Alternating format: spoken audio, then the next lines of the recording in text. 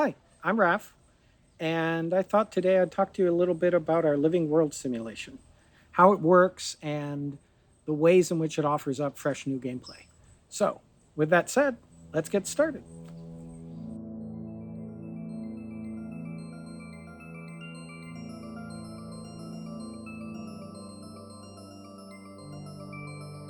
All right, if you look at the world we're looking at right now, and you may have seen in any of the videos we've released that the environment is modifiable, right? So you might have thought that what you're seeing is voxels, but this actually is not voxels, and it's also not a static mesh. What you're seeing is the output of a real-time simulation running in the cloud, and technically the right term for it is cellular automata simulation.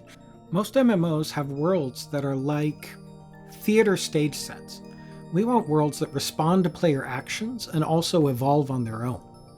The first step is that we generate worlds using our own system that gives a ton of control to designers, so you don't end up with generic, samey planets. Then, when we launch the planet, the simulation starts.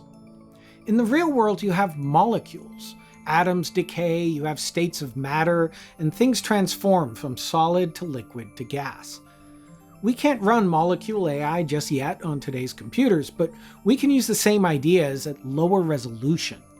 Our stone knows how to be stone. Materials know how to fall and flow and react. The AIs actually hold hands with each other to hold each other up, so I can cantilever this shale out over the lake. When I try to do the same thing with sand, well, their grip isn't so tight, so the sand slumps. And water, well, it has no adhesion at all. It actually flows around in puddles. Along the way, it can even erode the other materials. In fact, there are resources in our game that can only be obtained from erosion. Because we support states of matter, you can melt that stone, watch the lava flow, and congeal into a new shape. What do you think will happen if I melt the sand? Yep, it transforms into glass.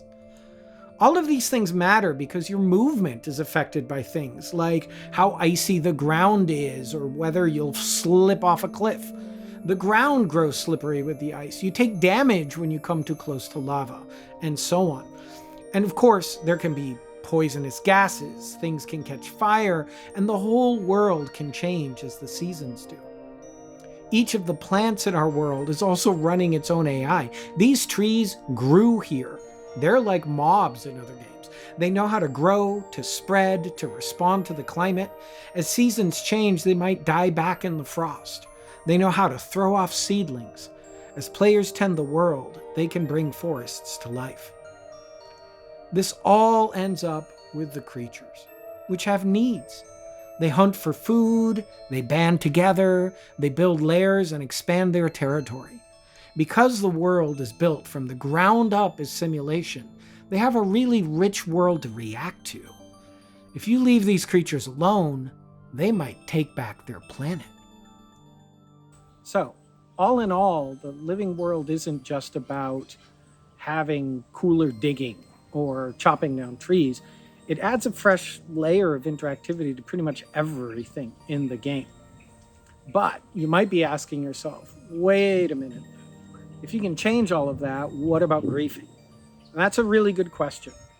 And our answer to that has to do with planetary government and the way in which we allow players to really take control of areas, own them, and set the rules. But that is a topic for another day.